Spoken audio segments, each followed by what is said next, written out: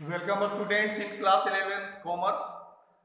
विद्यार्थियों, आपका कक्षा एकादश वाणिज्य के अर्थशास्त्र में आपका स्वागत है।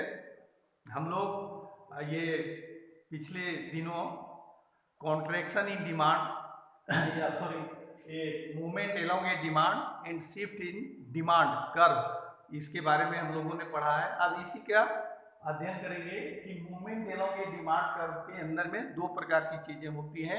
तो सबसे पहले movement along A demand curve या मांग वक्र में पर संचलन के बारे में पढ़ते हैं कि मांग वक्र में संचलन क्या होता है।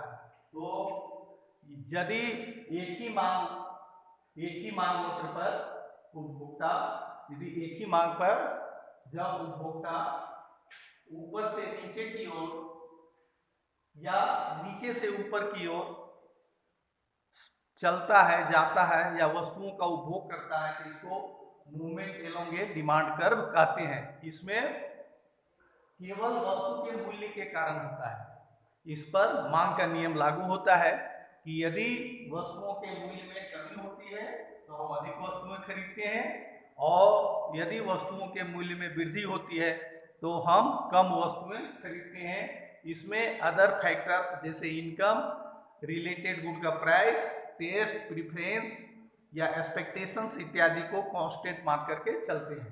तो इसमें हम इसकी परिभाषा होगी कि जब उपभोक्ता एक ही मांग वक्र पर ऊपर से नीचे या नीचे से ऊपर की ओर जाता है तो इसको movement along A demand curve कहते हैं।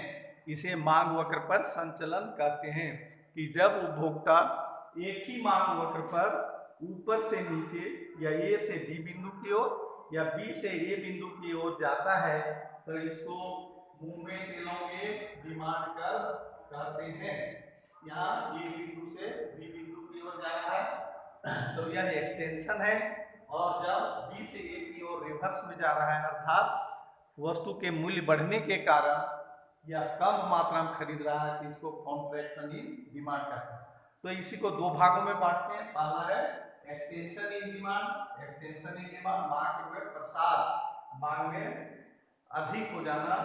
जब उपभोक्ता वस्तुओं के मूल्य में कमी होने के कारण यहाँ वस्तु का मूल्य कम हो रहा है, इसलिए उपभोक्ता ए से बी बिंदु की ओर जा रहा है अर्थात अधिक मात्रा में वस्तुओं को खरीद रहा है, इसलिए इसको एक्सटेंशन इन डिमांड कहते हैं।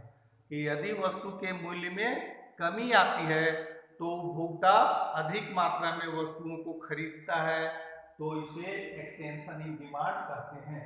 कि when the price of the goods या price of the commodity decreases the consumer demanding more goods then it is called extension in demand.